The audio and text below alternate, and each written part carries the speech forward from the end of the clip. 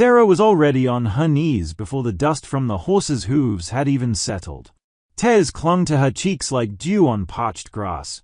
Her hands were clasped together tightly, knuckles white, as if she were praying to something holy. Only it was a man she knelt before. A stranger. A shirtless cowboy, sun-darkened and sweat-kissed, with dust trailing down the ridges of his muscles. She looked up at him, her eyes red-rimmed and pleading, lips trembling. "Please," her voice cracked. "Marry me. Take me instead of the land. Please. I'm all I have to offer." The man, Will, hadn't yet said a word.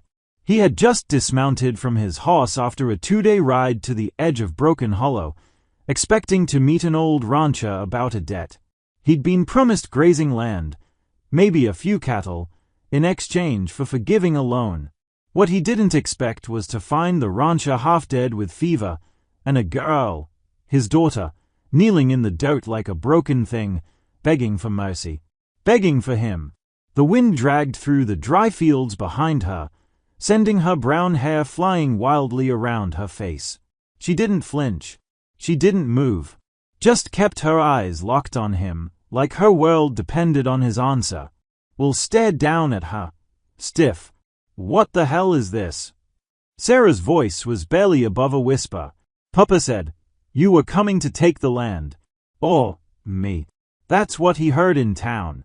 That the deal was signed, and the man collecting would take whatever was left standing. "That's not exactly." Will shifted, clearly uneasy. "Look, I'm here to settle a debt, not ruin a girl." "But it's ruined anyway." Her voice rose sharply, then broke. "We're ruined." She lowered her head, hands dropping to her lap. Her dress, once white, was now stained with dirt and weeks of work. Her shoulders were thin and sunburnt, and the top of her bodice hung loosely, slightly open at the chest, more from wear than from design. Still, it exposed a hint of the soft curve beneath, unintentionally vulnerable. "I'm not asking for pity," she added, wiping her eyes with the back of her hand. "I know what it looks like. I know how it sounds. But Papa's dying, and I can't run this ranch alone. There's nothing left. Except me." Will took off his hat, running a hand through his dust-matted hair. He looked toward the barn, the fields, the dying house in the distance. He saw the sagging fence lines, the dry troughs, the cow with ribs visible beneath her hide. He wasn't a man who scared easy. He'd fought men twice his size and survived.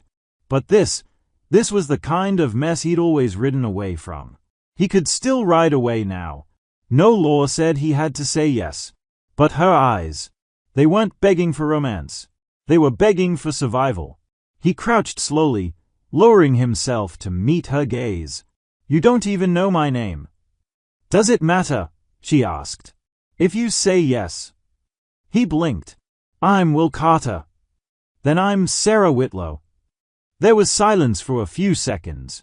Just the creaking of the saddle, the rustle of dry grass, and the quiet collapse of a girl's dignity at a man's feet. "Get up," he said at last. Her heart stuttered. She obeyed, trembling, brushing dust from her knees. Will glanced again toward the house. "Where's your father now?" "Inside. Fever's got him near gone. He hasn't opened his eyes since yesterday." He nodded, jaw tight. "I'm not making promises," he said carefully. "But I'll go see him. Talk terms." Sarah's breath caught. "You'll consider it." "I'll consider it." He started toward the porch. "But not because you begged. Because I've seen enough folks lose everything out here to know what it looks like when someone's at the end." She followed slowly, still unsure whether to feel ashamed or relieved. Inside, the house was hot and still. The air smelled like old sweat and boiled medicine. Her father lay on the cot in the corner, sheets soaked through. He mumbled something that might have been a name, but it wasn't hers. He hadn't said her name in days. Will stood there, arms folded, watching him like a man assessing cattle. After a minute, he turned back to her. "You'll work." "I already do." "You'll answer to me." If you marry me, I will. And what do you expect? He asked flatly. A real marriage? She hesitated. I expect a roof over my head. Some peace. Safety. And what do I get? Sarah swallowed. Whatever you need.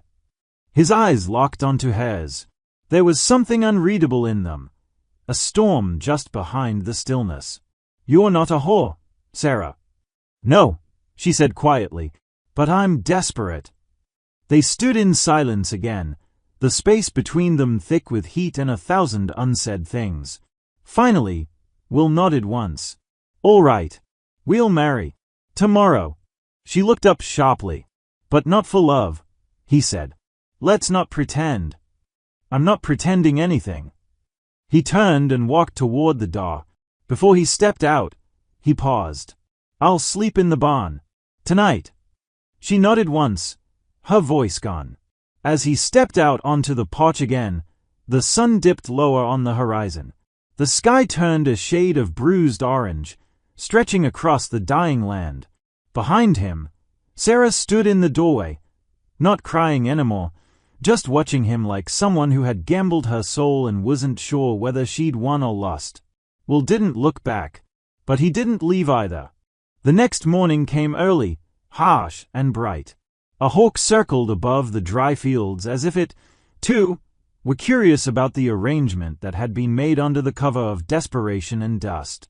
Sarah stood barefoot in front of the preacher, her hands folded tightly before her. Her blue dress had been brushed and repinned, but it was still torn at the hem and missing 2 buttons near the top. She didn't own anything else. Will stood beside her, freshly washed but still shirtless, his wide-brimmed hat shadowing his unreadable face. He hadn't spoken much since stepping out of the barn. When she brought him coffee, he'd nodded in thanks. Nothing more. The ceremony lasted all of 5 minutes. Just enough words to tie a life to another. You may kiss the bride, the preacher said, looking between the two of them. Will simply tipped his hat. That won't be necessary. Sarah didn't flinch. Didn't even blink. The preacher hesitated, then gave a brief, awkward blessing before stepping off the porch and heading down the dusty road toward town, his Bible flapping under his arm like it, too, wanted to escape. Will turned to her. You packed anything? She lifted a worn satchel from inside the doorway. It didn't look like it held much. Maybe a dress, a comb, and an old picture if she had one.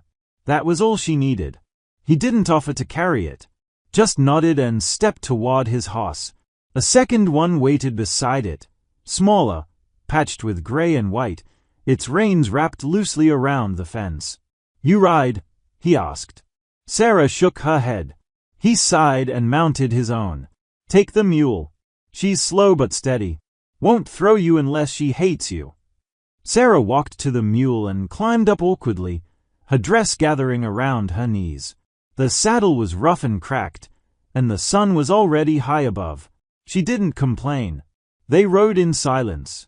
The road stretched dry and lonely between them, like the space in their new marriage, long, flat, and not to be crossed too easily. Will's ranch came into view after several miles, bigger than her father's, though not by much.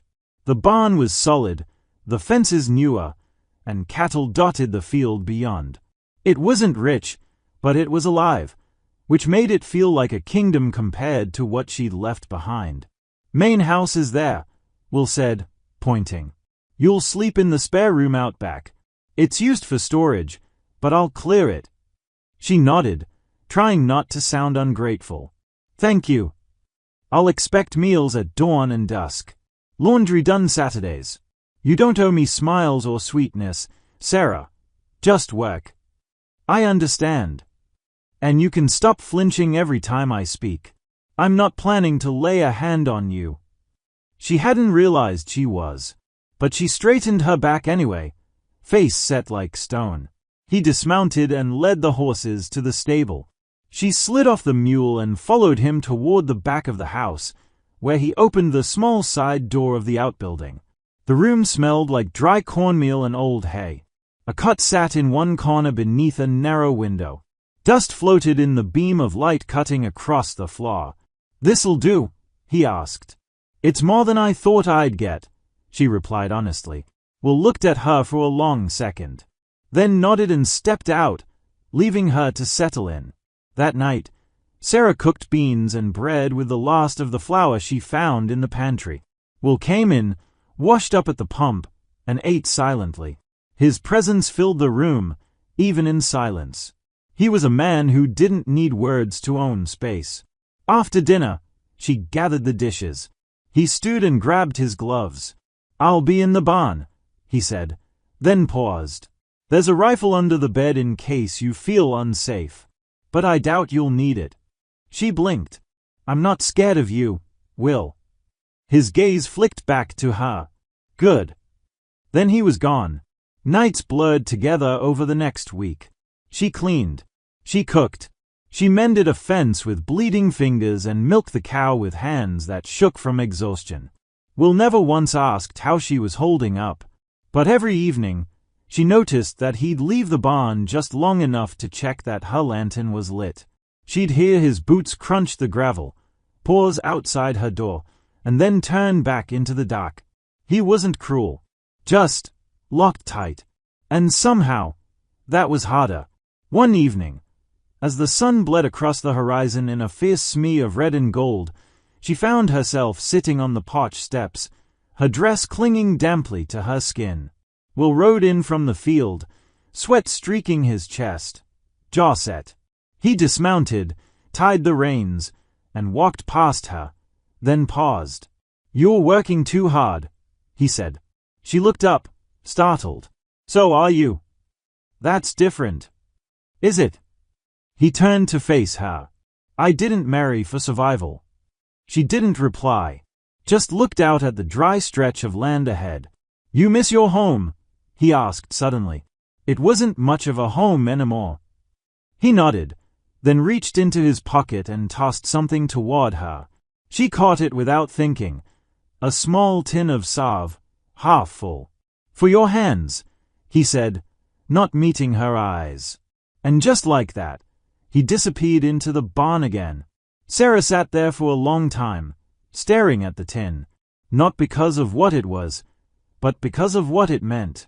He was watching. He noticed. And maybe that was a beginning. Will Carter didn't believe in ghosts, but something about the girl haunted him.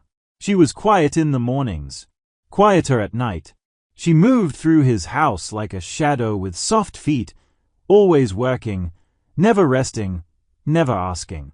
And yet, her presence pressed on him like a weight. He'd find the stove already lit before sunrise, the floors swept, water holed, horses brushed. She didn't sleep much, and when she did, it was light, like someone afraid to fall too deep and not wake again. One night, long after the cattle had quieted and the barn was locked up, he stepped out onto the porch with a tin cup in hand. The wind was soft.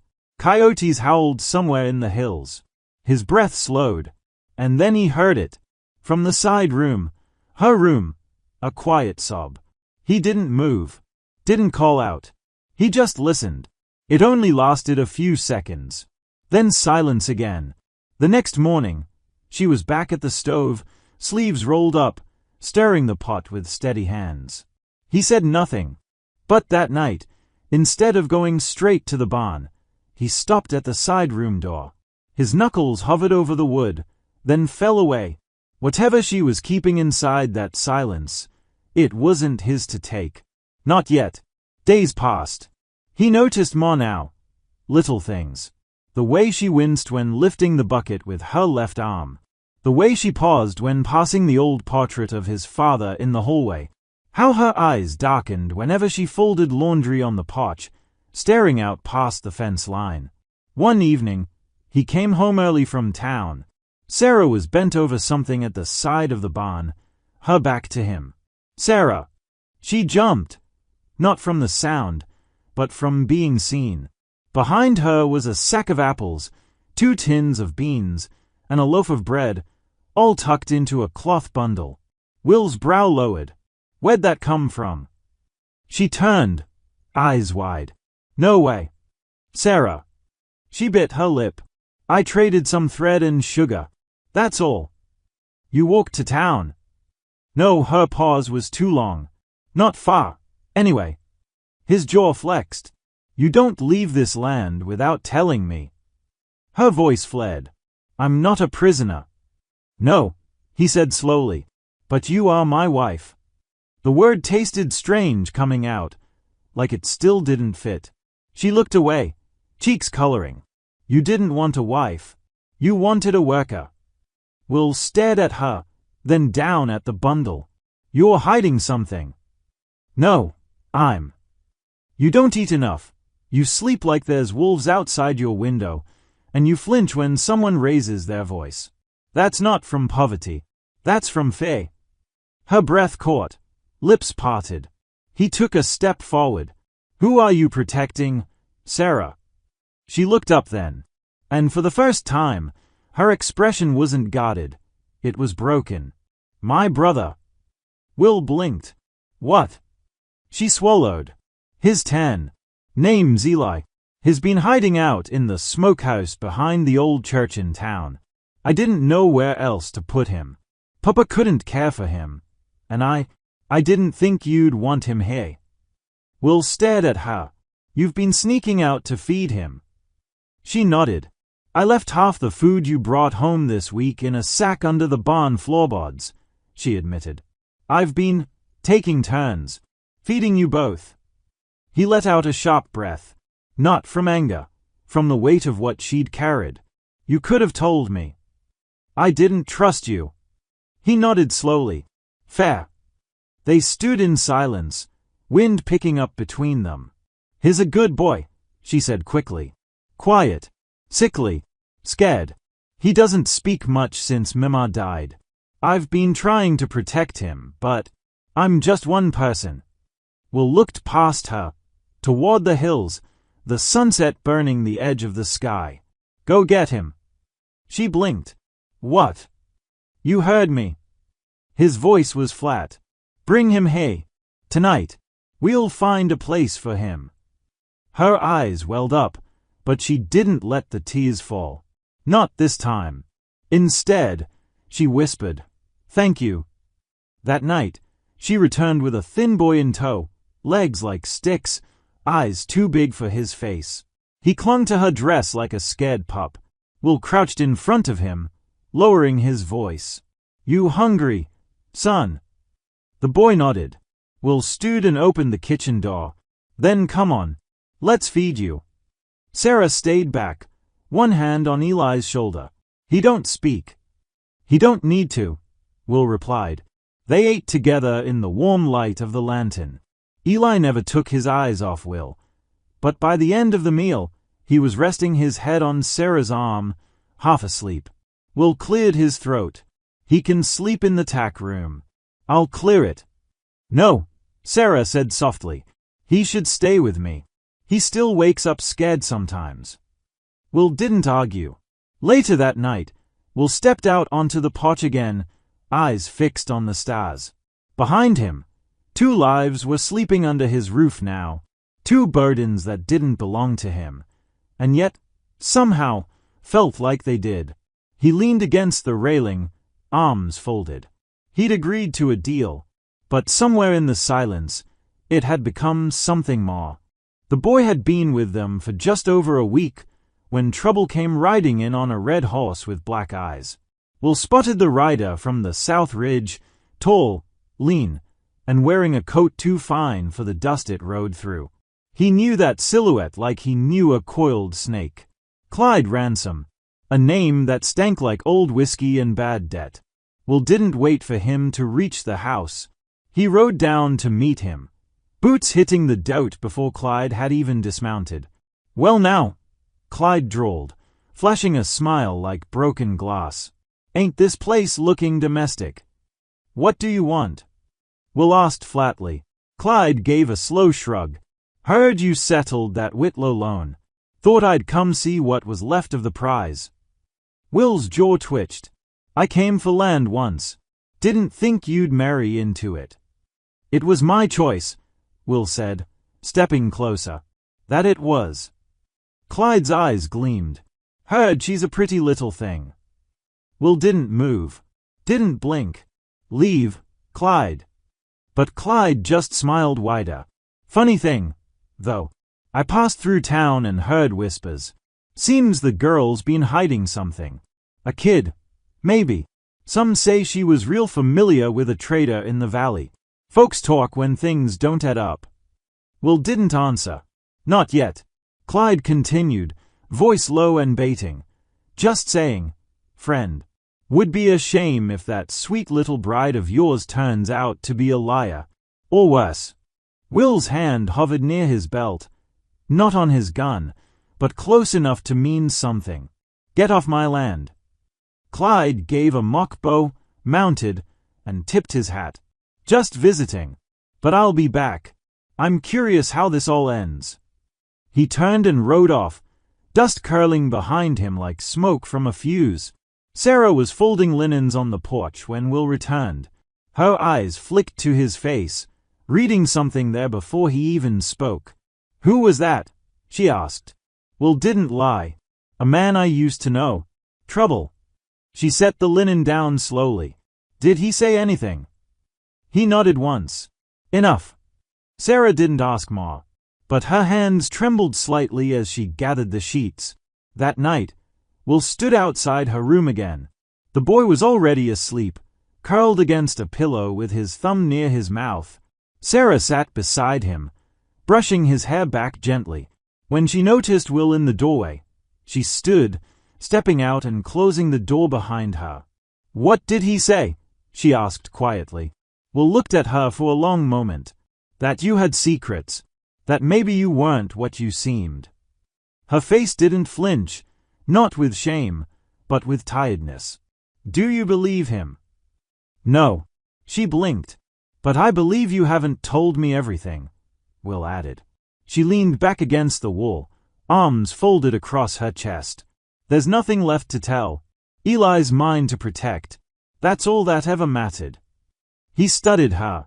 You didn't ask for this, she continued. Any of it. You offered me a roof, and I gave you silence. I'm grateful, Will, but I never asked you to fight my battles. Too bad, he said. What? He stepped closer. Because if someone's gunning for you, they are gunning for me now. That's how this works. A moment passed, her eyes wide, uncertain. And in that moment, Will wanted to say something more. Wanted to tell her he saw her, that he'd been watching, that her courage hadn't gone unnoticed. But he didn't say any of it. Instead, he turned and walked toward the barn. Clyde came back 3 days later, this time with 2 men behind him and a sneer carved deeper into his face. Will met them at the fence line, rifle slung across his shoulder. Sarah stayed inside with Eli, but she could see the exchange through the window, the stiff stances, the tense silence, the way Will never once let his back turn. You look nervous, Clyde said. Ain't like you, Will. You're trespassing. I came with an offer. I'm not selling. Clyde leaned forward. Then maybe I take what I want. Will's eyes darkened. Try it. There was a beat of silence. Even the wind stopped. Then Clyde laughed. Careful, friend. Don't want your little wife seeing what kind of man you really are. I hope she does, Will said. Sooner or later. Clyde grinned, but it was thinner this time. They rode off again, but Will knew this wasn't over. That night, Sarah waited on the porch. Her hands were clenched in her lap when Will returned from the stable. I saw them, she said. I saw you. He didn't respond. Are we safe? He sat beside her, resting his elbows on his knees. For now. She looked at him carefully. Why are you doing this? Why protect me? He exhaled. Because I want to. That's not an answer. It's the only one I have. Silence settled between them like dust. Finally, Sarah said, I thought marriage would feel like prison. But this, it doesn't. Will turn toward her. It's not love. You said so yourself. I did. But, he asked. She shook her head slowly. But I think I started hoping. A little. Will reached out then, fingers brushing the edge of her wrist. She didn't pull away. I'm not good with words, he said. I've noticed. But if you'll let me, he added, I'll keep standing between you and whatever comes. Sarah swallowed. Even Clyde. Will's eyes sharpened. Especially Clyde. Inside, Eli stirred in his sleep, then stilled again. On the porch, two people sat close, saying nothing more, but hearing everything that mattered. And across the hills, a storm gathered, not of wind or weather, but of something worse. Someone would bleed before this was over. But not her. Not if Will Carter had anything to say about it. The storm came 3 nights later. Will knew it was coming by the way the birds vanished from the trees. The wind picked up strangely, not from the west like usual, but from the north, biting and still. He stood on the porch, one hand resting on the wooden post, his eyes scanning the far ridge. Sarah came to the doorway behind him. Her voice was low. He'll come tonight, won't he? Will nodded. He won't leave it alone. Men like Clyde don't know how. Inside, Eli sat on the floor beside the stove, drawing shapes in the dust with his finger. Sarah's heart twisted. They'd been living on edge for days, and her little brother, already quiet, had gone silent completely. Will turned to her. Pack a bag. Just in case. I want you both ready. I'm not running, she said. You won't be. But if something happens to me. Don't say that. Will stared at her. I have to. She stepped closer. Then let me say something, too. I came here offering myself as payment. You didn't want love. I didn't expect it. But Will, I think it happened anyway. Quietly. Somewhere between the porch steps and the saddle straps. He didn't answer. But something flickered in his eyes, a soft, unspoken ache. Say it, she whispered. But he didn't. Not yet. Instead, he turned and walked to the barn. Clyde came at dusk. This time, there was no laughter, no taunting. Just 3 horses moving like ghosts through the dry field, stopping at the edge of the property. Will was already waiting. Rifle in hand, hat low over his eyes. This is your last warning, he said. Turn back. Clyde dismounted. Funny, that's what your daddy said once, right before I took his herd. Will's jaw clenched. You gonna shoot me, Carter? Right here, in front of your new bride. Will said nothing. Clyde stepped forward. She's a liar. You know. The whole town knows now. You're the fool in this story. The fool who married a girl with dirt on her name and a child who ain't even his. Will didn't raise the gun. He didn't have to. His voice was calm. You're not here for truth. You're here because you hate that I said no. Clyde chuckled bitterly. You always did think you were better. No. Just done with men like you. Then, suddenly, Clyde moved. Fast. Hand going for his belt. But Will was faster. The rifle fired once. The shot rang out across the empty land, loud enough to startle birds from the trees. Clyde stumbled back, dropping his pistol, clutching his shoulder. Blood soaked through his coat. The other 2 men didn't move. They weren't there to die for Clyde's pride. Will stepped forward, lowering the rifle just slightly. You leave this land. You leave her name out of your mouth. And if you come back, I won't aim for the shoulder. Clyde snarled through the pain, but he didn't argue. He turned, dragging himself onto his horse, and rode off, one hand gripping the reins, the other pressing hard against his wound. The others followed. And just like that, it was over. Sarah came running. She didn't ask what happened. She saw the blood on Will's shirt, the mark on the ground, the rifle. But what she noticed most was his face. Not angry, not triumphant. Just tired. You're hurt.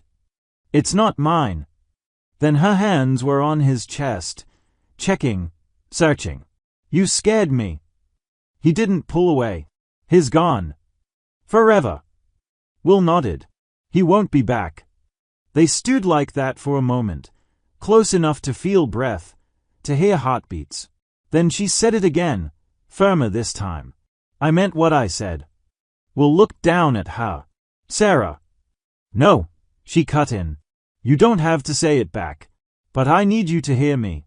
I came here with nothing but shame and fear and a deal I never wanted. And now. Her voice cracked. And now I'd choose it. All of it. You. This place. Even the hard parts. Will's throat worked. I'm not easy, he said at last. I'm not asking for easy. He reached for her hand. I'm not gentle. You are, she whispered. You just don't know it yet. Then he stepped back, just enough to see her fully in the fading light. Sarah Whitlow, he said, voice rough. When I married you, I didn't know what I was saying yes to. I didn't know you, and I didn't know myself. But now I do. Her lips parted. I said yes once for debt. For pity, maybe. But I'm asking now. Not as payment. Not out of duty. He took her hand. I'm asking for love. For real. For whatever comes after. A pause. Will you marry me again? She laughed. Softly, tearfully, joyfully. And nodded. Yes. This time, yes. He smiled then. The kind of smile he hadn't made in years. Slow, real, human. Inside, Eli peeked out the window. He didn't speak. But he smiled, too. Later that night, Will moved his things out of the barn. He didn't say it out loud, but she knew what it meant. He wasn't just staying. He was home.